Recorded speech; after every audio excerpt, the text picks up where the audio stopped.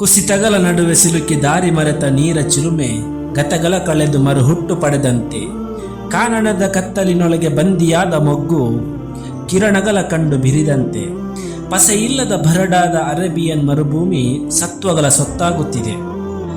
ಹೊಸ ತಲೆಮಾರು ಇಸ್ಲಾಮಿಗೆ ಮಾರು ಹೋಗುವುದು ತಪ್ಪಿಸಲು ಮರ್ದಿಸುವ ದಾರಿ ಹಿಡಿದ ಹೊಸ ಹಳೆ ತಲೆಮಾರು ಸುಸ್ತು ಬಿದ್ದು ಸೋಲುವುದು ಹೊರತು ಬೇರೆ ದಾರಿ ಇರಲಿಲ್ಲ. ಶಿಕ್ಷಿಸಿದಷ್ಟು ಪ್ರಖರವಾಗುವ ವಿಶ್ವಾಸ ಬೆಂಕಿಗೆ ತಗುಲಿ ಪ್ರಜ್ವಲಿಸುವ ಚಿನ್ನದಂತೆ ಗೋಚರಿಸತೊಡಗಿತು. ಮಕ್ಕಾ ಬದಲಾಗುತ್ತಿದೆ. ಇಲ್ಲ, ಇಸ್ಲಾಂ ಶತಮಾನಗಳ ಗೋಳೆ ತೊಳೆದು ಹೊಸ ರೂಪ ನೀಡುತ್ತಿದೆ. ಇಸ್ಲಾಮಿನ ಇತಿಹಾಸದಲ್ಲಿ ಧೀರತೆಗೆ ಅನ್ವರ್ಥವಾಗಿದ್ದ ಎರಡನೆಯ ಖಲೀಫಾ ಅವರು ನಡೆದ ದಾರಿಯಲ್ಲಿ ಶೈತಾನನು ಹೆಜ್ಜೆ ಇಡಲು ಭಯಪಡುತ್ತಾನೆ ಎಂದು ಪ್ರವಾದಿ ಸಲ್ಲಲ್ಲಾಹು ಅಲೈಹಿ ವಸಲ್ಲಂ ರವರು ಹೇಳಿದ ಉಮರ್ ಇಬ್ನ್ ಖತ್ತಾಬ್ ರಲಿಯಲ್ಲಾಹು ಅನ್ಹು ರವರು ಜನಿಸಿದ ಕುಲವಾಗಿತ್ತು ಆದಿ. ಅದಿನ್ನು ಪ್ರವಾದಿ ಮುಹಮ್ಮದ್ ಸಲ್ಲಲ್ಲಾಹು ಅಲೈಹಿ ವಸಲ್ಲಂ ರವರ ಆಗಮನವಾಗಿರದ ಕಾಲ.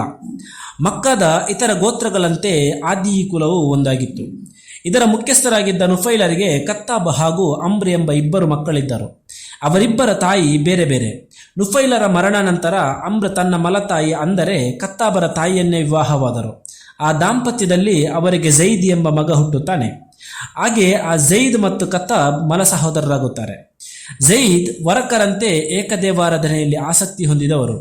ಕುರೈಶಿಗಳು ವಿಗ್ರಹಗಳಿಗೆ ಬಲಿಕೊಟ್ಟ ಮಾಂಸವನ್ನು ಅವರು ಸೇವಿಸುತ್ತಿರಲಿಲ್ಲ. ಮಾತ್ರವಲ್ಲದೆ ಪ್ರವಾದಿ ಇಬ್ರಾಹಿಂ ಅಲೈಹಿಸ್ಸಲಾಮರವರ ಧರ್ಮವನ್ನು ಪ್ರತಿಪಾದಿಸುತ್ತಾ ಕುರೈಶಿಗಳ ಕಂದಾಚಾರವನ್ನು ಬಹಿರಂಗವಾಗಿ ವಿರೋಧಿಸುವ ವ್ಯಕ್ತಿಯಾಗಿದ್ದರೆ, ಇತ್ತ ಕಡೆ ಕತ್ತಾಬ್ ಇದಕ್ಕೆ ತದ್ವಿರುದ್ಧ ವ್ಯಕ್ತಿ. ಕುರೈಶಿಗಳ ಸಂಪ್ರದಾಯವನ್ನು ಅಂಧವಾಗಿ ಅನುಸರಿಸುತ್ತಿದ್ದರು. ಅವರು ತಮ್ಮ ದೇವತೆಗಳ ಬಗ್ಗೆಗಿನ ಝೈದರ ನಿಲುವನ್ನು ಕುರೈಶಿಗಳಿಗೆ ವಿವರಿಸಿಕೊಡುತ್ತಿದ್ದರು. ಝೈದರ ಏಕದೇವಾರಾಧನೆಯ ಕಾರಣದಿಂದ ಕತ್ತಾಬ್ ವಿರೋಧಿಯಂತೆ ಕಾಣುತ್ತಿದ್ದರು. ಮಾತ್ರವಲ್ಲದೆ ಮಕ್ಕಾ ಬಿಟ್ಟು ತೆರಳುವಂತೆ ಒತ್ತಡ ಹಾಕುತ್ತಿದ್ದರು. ಝೈದ್ ಕಾಯಬಾಲೆಯ ಪ್ರವೇಶ ಮಾಡದಂತೆ ತಡೆಯಲು ಕತ್ತಾಬ್ ಗೂಂಡಗಳನ್ನು ಕಾವಲು ನಿಲ್ಲಿಸುತ್ತಿದ್ದರು. ಇದರಿಂದ ಬೆಸತ್ತ ಝೈದ್ ಹಿಜಾಜ್ ಬಿಟ್ಟು ಸಿರಿಯಾ, ಇರಾಕ್ ಪ್ರದೇಶಗಳಿಗೆ ಅಲೆಮಾರಿಯಂತೆ ಬದುಕು ಕಳೆಯುತ್ತಿದ್ದರು. ಆ ಸಮಯದಲ್ಲಿ ಭೇಟಿಯಾಗುತ್ತಿದ್ದ ಕ್ರೈಸ್ತ ಪುರೋಹಿತರ ಜೊತೆ ಆಧ್ಯಾತ್ಮಿಕ ಚರ್ಚೆಗಳಲ್ಲಿ ತೊಡಗಿಸಿಕೊಳ್ಳುತ್ತಿದ್ದರು. ಹೀಗೆ ಚರ್ಚೆ ಮಾಡುತ್ತಿರಬೇಕಾದರೆ ಓರ್ವ ಕ್ರೈಸ್ತ ಪಾದ್ರಿ ಹೇಳುತ್ತಾರೆ, ಗೌರವಾನ್ವಿತರೆ, ನೀವು ತಲಾಶೆ ಮಾಡುತ್ತಿರುವ ಧರ್ಮದ ಪ್ರವಾದಿಯವರು ತಮ್ಮ ಊರಿನಲ್ಲಿ ಜನ್ಮ ತಾಳಲಿದ್ದಾರೆ. ಅದಕ್ಕಿನ್ನೂ ಹೆಚ್ಚಿನ ಸಮಯವಿಲ್ಲ. ಪಾದ್ರಿಯ ಮಾತು ಕೇಳಿದ ಝೈದರ ಸಂತೋಷಕ್ಕೆ ಪಾರವೇ ಇರಲಿಲ್ಲ. ತಕ್ಷಣವೇ ಅವರು ತಮ್ಮ ಸ್ವದೇಶಕ್ಕೆ ಮರಳಿದರು. ಆದರೆ ಸಿರಿಯಾ ದಕ್ಷಿಣ ಭಾಗದ ಗಡಿ ಪ್ರದೇಶವಾದ ಲಕಂ ಎಂಬಲ್ಲಿ ನಡೆದ ದಾಳಿಯೊಂದರಲ್ಲಿ ಅವರು ಹತ್ಯೆಯಾದರು. ಈ ವಿಷಯ ತಿಳಿದ ವರಕ ಅವರನ್ನು ಹೊಗಳಿ ಶೋಕ ಗೀತೆಯನ್ನು ರಚಿಸಿದ್ದರು. ಮುಂದೆ ಪ್ರವಾದಿ ಸಲ್ಲಲ್ಲಾಹು ಅಲೈಹಿ ವಸಲ್ಲಂ ರವರು ಅವರನ್ನು ಹೊಗಳಿ ಹೀಗೆ ಹೇಳುತ್ತಾರೆ: ಪುನರುತ್ಥಾನದ ದಿನದಂದು ಅವರು ಧನ್ಯರಾಗಿ ಎದ್ದೇಳುವರು, ಏಕಾಂಗಿಯಾದರೂ ಇಡೀ ಜನತೆಯ ಐಶ್ವರ್ಯವಾಗಿ. ಕಾಲಿಗೆ ಚಕ್ರ ಕಟ್ಟಿ ಕಾಲಗಳು ಬಿರುಸಾಗಿ ಓಡುತ್ತಿದೆ. ಝೈದ್ ಮರಣ ಹೊಂದಿ ಹಲವು ವರ್ಷಗಳಾಯಿತು. ಮಲ ಸಹೋದರ ಕತ್ತಾಬ್ ಈಗ ಜೀವಂತವಾಗಿರಲಿಲ್ಲ. ಅವರ ಮಗ ಉಮರ್ ಹಾಗೂ ಝೈದ್ರ ಪುತ್ರ ಸಯೀದ್ ಉತ್ತಮ ಬಾಂಧವ್ಯವನ್ನು ಇಟ್ಟುಕೊಂಡಿದ್ದರು. ಉಮರ್ ರವರ ಸಹೋದರಿ ಫಾತಿಮಾರನ್ನು ಸಯೀದ್ ವಿವಾಹವಾಗಿದ್ದರು. ಇಸ್ಲಾಮಿನ ರಂಗ ಪ್ರವೇಶವಾದಾಗ ಸಯೀದ್ ತಮ್ಮ ತಂದೆಯಂತೆ ಆರಂಭದಲ್ಲಿಯೇ ವಿಶ್ವಾಸವಿರಿಸಿದರೆ ಉಮರ್ ಬದ್ಧ ಶತ್ರುವಾದರು. ಉಮರ್ ಅವರ ತಾಯಿ ಅಬೂ ಜಹಲ್ನ ಸಹೋದರಿಯಾಗಿದ್ದರು. ಉಮರ್ ರವರ ಸಹೋದರಿ ಫಾತಿಮಾ ತನ್ನ ಪತಿಯ ಜೊತೆ ಇಸ್ಲಾಂ ಸ್ವೀಕರಿಸಿದ್ದರೂ ತನ್ನ ಸಹೋದರನ ಕ್ರೂರ ಸ್ವಭಾವದ ಅರಿವಿದ್ದರಿಂದ ಬಹಿರಂಗಪಡಿಸುವ ಗೋಜಿಗೆ ಹೋಗಿರಲಿಲ್ಲ. ಅದು ಮಾತ್ರವಲ್ಲದೆ ಇನ್ನೊಂದು ಕಡೆಯಿಂದಲೂ ಇಸ್ಲಾಂ ಉಮರ್ರನ್ನು ಅಸ್ವಸ್ಥಗೊಳಿಸುತ್ತಿತ್ತು. ತನ್ನ ಪತ್ನಿ ಝೈನಬರ ಕುಟುಂಬ ಇಸ್ಲಾಂ ಸ್ವೀಕರಿಸಿತು. ಜುಮಾ ಕುಲದ ಉಸ್ಮಾನರ ಸಹೋದರಿ ಝೈನಬ ಉಮರ್ ರವರ ಪತ್ನಿಯಾಗಿದ್ದರು. ಉಸ್ಮಾನ್ ಆರಂಭದಲ್ಲಿ ವಿರಾಗಿಯಾಗಿದ್ದು ಏಕದೇವಾರಾಧನೆಗೆ ವಾಲಿಕೊಂಡಿದ್ದರು.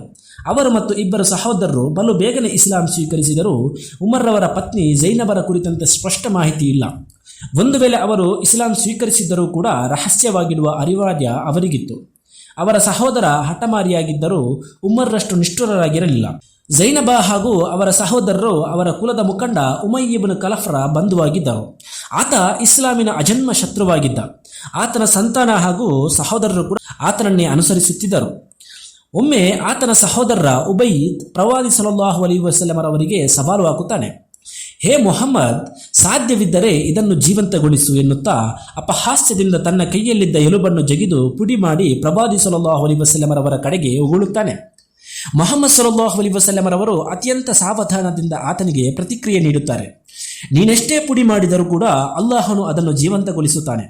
ನೀನು ಹೀಗೆ ಹುಡಿಯಾಗಿ ಹೋದರೂ ಕೂಡ ಅಲ್ಲಾಹನು ನಿನ್ನನ್ನೂ ಜೀವಂತಗೊಳಿಸುತ್ತಾನೆ, ನಂತರ ನರಕಕ್ಕೆ ಎಸೆಯುತ್ತಾನೆ. ನಂತರ ಉಬಯ್ಯನ ಕುರಿತು ಒಂದು ದಿವ್ಯ ಸಂದೇಶ ಆವರ್ತಿಯನ್ನಗೊಂಡಿತು. ಈಗ ಅವನು ನಮಗೆ ಹೋಲಿಕೆ ಕೊಟ್ಟು ತಾನು ಸೃಷ್ಟಿಯಾಗಿದ್ದನ್ನು ಮರೆತು ಬಿಡುತ್ತಾನೆ. ಶಿಥಿಲವಾದ ಎಲುಬುಗಳನ್ನು ಜೀವಂತಗೊಳಿಸುವವರು ಯಾರು ಎಂದು ಕೇಳುತ್ತಾನೆ. ಹೇಳಿರಿ, ಅವುಗಳನ್ನು ಪ್ರಥಮ ಬಾರಿ ಸೃಷ್ಟಿಸಿದವನೇ ಪುನಃ ಜೀವಂತಗೊಳಿಸುವನು. ಅವಿಶ್ವಾಸಿಗಳು ಆಗಾಗ್ಗೆ ಒಂದು ಪ್ರಶ್ನೆಯನ್ನು ಕೇಳುತ್ತಾರೆ. ಅಲ್ಲಾಹನು ತನ್ನ ಸಂದೇಶವನ್ನು ಜನರಿಗೆ ನೀಡಬೇಕೆಂದೆನಿಸಿದರೆ ತನ್ನ ಒಬ್ಬ ಮಲಕನ್ನು ಕಳುಹಿಸಬಹುದಿತ್ತಲ್ಲವೇ? ಇದಕ್ಕೆ ಕುರ್ಆನ್ನ ಪ್ರತಿಕ್ರಿಯೆ ಹೀಗಿದೆ: ಭೂಮಿಯಲ್ಲಿ ಮಲಕುಗಳು ನೆಮ್ಮದಿಯಿಂದ ನಡೆಯಲು ಸಾಧ್ಯವಾಗಿದ್ದರೆ ನಾವು ಖಂಡಿತವಾಗಿಯೂ ನಮ್ಮ ಸಂದೇಶವಾಹಕರನ್ನಾಗಿ ಒಬ್ಬ ಮಲಕನ್ನು ಕಳುಹಿಸುತ್ತಿದ್ದೆವು. ಕುರ್ಆನ್ನ ಪ್ರಕಾರ ಮಲಕಗಳಲ್ಲಿ ಒಬ್ಬರಾದ ಜಿಬ್ರೀಲ್ ಅಲೈಹಿಸ್ಸಲಾಮರವರು ಕಾಲಕಾಲಕ್ಕೆ ಭೂಮಿಗೆ ಆಗಮಿಸುತ್ತಿದ್ದರೂ ಕೂಡ ಅವರು ಸಂದೇಶವಾಹಕರಲ್ಲ. ಸಂದೇಶ ಅವತೀರ್ಣಗೊಳ್ಳಬೇಕಾದ ಜನರಿಗೆ ಸಂದೇಶಗಳನ್ನು ತಲುಪಿಸಲು ಭೂಮಿಯಲ್ಲಿ ಸ್ಥಿರವಾಗಿ ವಾಸಿಸುವ ವ್ಯಕ್ತಿಯಾಗಬೇಕಿತ್ತು. ದಿವ್ಯ ಸಂದೇಶವು ಇದನ್ನು ಸ್ಪಷ್ಟಪಡಿಸುತ್ತದೆ. ಕುರೈಶಿಗಳು ಎಲ್ಲೆಲ್ಲ ಸಂಗಮಿಸುತ್ತಾರೆಯೋ ಅಲ್ಲೆಲ್ಲ ತಾವು ಎದುರಿಸುತ್ತಿರುವ ಅತಿ ದೊಡ್ಡ ಸಮಸ್ಯೆ ಎಂಬ ರೀತಿಯಲ್ಲಿ ಪ್ರವಾದಿ ಸಲ್ಲಲ್ಲಾಹು ಅಲೈಹಿ ವಸಲ್ಲಮರವರ ಬಗ್ಗೆ ಚರ್ಚಿಸುತ್ತಿದ್ದರು. ಕೊನೆಗೂ ಯಸ್ರಿಬಿನ ಯಹೂದಿ ಸನ್ಯಾಸಿಯೊಂದಿಗೆ ಚರ್ಚಿಸಲು ದೂತನೊಬ್ಬನನ್ನು ಕಳುಹಿಸಿದರು. ಯಸ್ರಿಬ್ ಹೋಗುವ ಸಂಘದೊಂದಿಗೆ ಮುಖ್ಯವಾಗಿ ಒಂದು ಮಾತನ್ನು ಹೇಳಿದರು: ಅವನ ಬಗ್ಗೆ ಎಲ್ಲವನ್ನೂ ಅವರೊಂದಿಗೆ ಹೇಳಬೇಕು. ಅವನು ಹೇಳುವ ಎಲ್ಲ ಮಾತುಗಳನ್ನು ಅವರೊಂದಿಗೆ ಹೇಳಬೇಕು. ಕಾರಣ ಅವರು ಆರಂಭದ ಕಾಲದಿಂದಲೂ ವೇದದ ಜನರಾಗಿದ್ದಾರೆ.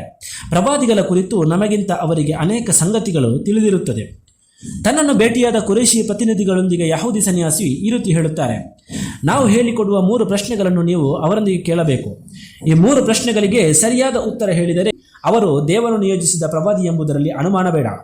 ಇನ್ನು ಅವರು ಅದಕ್ಕೆ ಉತ್ತರ ಹೇಳದಿದ್ದರೆ ಮಿಥ್ಯೆಯ ಪ್ರಚಾರಕರಾಗಿದ್ದಾರೆ ಎಂದರ್ಥ.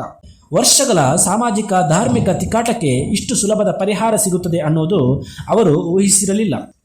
ಸನ್ಯಾಸಿಯ ಆ 3 ಪ್ರಶ್ನೆಗಳು ಕೇಳಲು ಕಾತರದಿಂದ ಕಾಯುತ್ತಿದ್ದರು. ಆ ಯಹೂದಿ ಸನ್ಯಾಸಿ ಹೇಳಿಕೊಟ್ಟ 3 ಪ್ರಶ್ನೆಗಳು ಯಾವುದು? ಅದಕ್ಕೆ ಪ್ರವಾದಿ ಸಲ್ಲಲ್ಲಾಹು ಅಲೈಹಿ ವಸಲ್ಲಮರವರು ಸರಿಯಾದ ಉತ್ತರ ನೀಡಿದ್ದಾರೆಯೇ? ಇದೆಲ್ಲವನ್ನು ಮುಂದಿನ ಸಂಚಿಕೆಯಲ್ಲಿ ತಿಳಿಸುತ್ತೇನೆ. ನೀವಿನ್ನೂ ನಮ್ಮ ಚಾನೆಲ್ ಅನ್ನು ಸಬ್ಸ್ಕ್ರೈಬ್ ಮಾಡದಿದ್ದರೆ ಈಗಲೇ ಸಬ್ಸ್ಕ್ರೈಬ್ ಮಾಡಿ ನಮ್ಮನ್ನು ಪ್ರೋತ್ಸಾಹಿಸಲು ಈ ವಿಡಿಯೋವನ್ನು ಶೇರ್ ಮಾಡಿ. ಅಸ್ಸಲಾಮು ಅಲೈಕುಂ ವರಹಮತುಲ್ಲಾಹಿ ತಆಲಾ.